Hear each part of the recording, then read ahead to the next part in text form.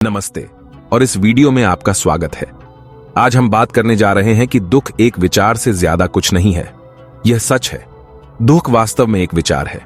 यह एक विचार है जो हम अपने दिमाग में बनाते हैं।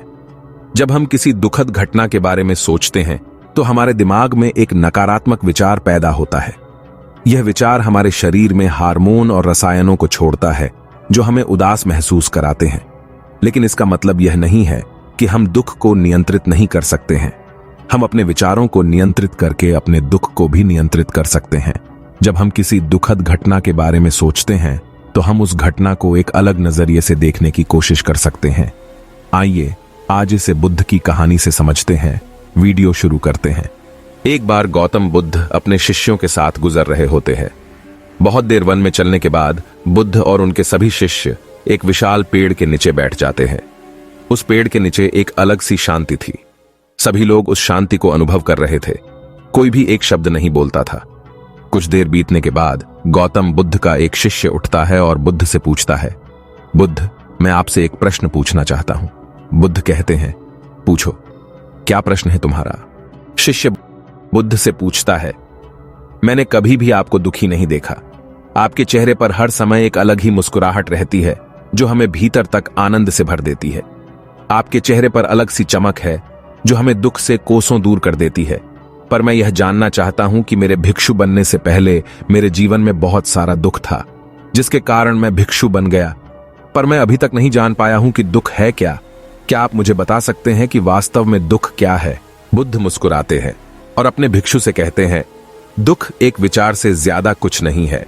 सभी लोग यह सुनकर चौंकते हैं और बुद्ध से पूछते हैं, परंतु बुद्ध, विचार तो आते हैं और चले जाते हैं, पर दुख एक बार आ जाता है तो जाने का नाम ही नहीं लेता। बुद्ध कहते हैं, मैं तुम्हें एक छोटी सी घटना बताता हूं। एक नगर में एक धनी सेठ रहता है। उसके पास एक वफादार नौकर होता था। वह सेठ अपने नौकर पर बहुत विश्वास करता था। वह सेठ अपने नौकर पर कभी भी किसी बात के लिए भी शक नहीं करता क्योंकि उसका नौकर वास्तव में ही बहुत ईमानदार होता है। एक बार उस सेठ को किसी काम से बाहर जाना पड़ा। 2-3 दिनों के बाद जब वह सेठ वापस लौटा तो वह एक कीमती सामान लेकर आता है। वह उस कीमती सामान को अपने कमरे में बड़ा सजा कर रख देता है और अपने नौकर से कहता है, तुम्हें खास तौर पर इस चीज का ध्यान रखना। ध्यान रहे यह टूटे नहीं, यह मेरा बहुत प्रिय है। नौकर कहता है, मालिक, मैं पूरा ध्यान रखूंगा, आप चिंता न करें। अगले ही दिन वह नौकर पूरे घर की सफाई कर रहा होता है। सफाई करते करते वह सेठ की उस कीमती चीज के पास पहुंचता है और उसकी भी सफाई करने लगता है।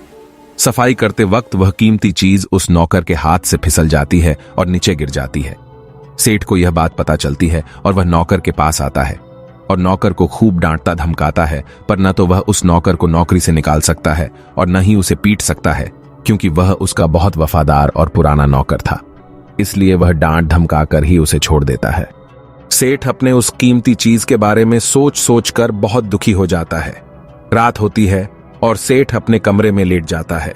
सेठ को नींद नहीं आ रही होती है। जब किसी का कुछ नुकसान होता है तो नींद नहीं आती है। वह बहुत बेचैन होता है।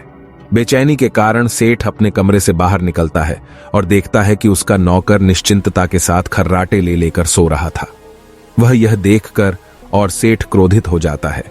सेठ सोचता है, इसने मेरी इतनी कीमती चीज तोड़ दी और इसे बिल्कुल भी चिंता नहीं है। मुझे यहां नींद भी नहीं आ रही है और यह आराम से सो रहा है। सेठ अपने कमरे में वापस चला जाता है। अगले दिन सुबह सेठ सोचता है, मैं इस समस्या से कैसे निकलूं? फिर सेठ को एक तरकीब समझ में आती है।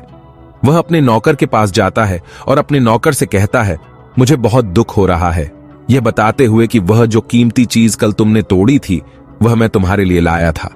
मैं चाहता था कि मैं उसे तुम्हें उपहार में दूं, परंतु अब क्या कर सकते हैं, अब तो वह टूट गई है। सेठ की बात सुन नौकर को धक्का लगा। नौकर सोचता है, अरे यह तो बहुत बड़ी गलती हो गई। वे इतनी कीमती और महंगी चीज मेरे लिए थी और वे मुझसे ही टूट गई। फिर क्या? उस नौकर के मन में बेचैनी पैदा हो जाती है, दुख पैदा हो जाता है। रात होती है और सेठ आराम से सोता है और वहां नौकर बेचैन रहता है। उसे नींद नहीं आती। क्यों नींद नहीं आती? क्योंकि अब उस नौकर ने उस सेठ की उस कीमती चीज को अपने आप से जोड़ लिया। इसीलिए वह दुखी हो रहा था। पहले उस नौकर के मन में यह विचार नहीं था कि वह कीमती चीज मेरी है। पर अब उसके मन में यह विचार है कि अगर वह कीमती चीज न टूटती तो वे मेरी होती। बुद्ध कहते हैं, दुख केवल एक विचार है, और यह विचार कैसे उत्पन्न होता है? अपने आप को किसी चीज से जोड़ने से। हम जिस भी चीज को अपने आप से जोड़ देते हैं वह चीज हमारे दुख का कारण बनती है। लेकिन वास्तविकता तो यह है कि कोई भी चीज हमसे जुड़ नहीं सकती।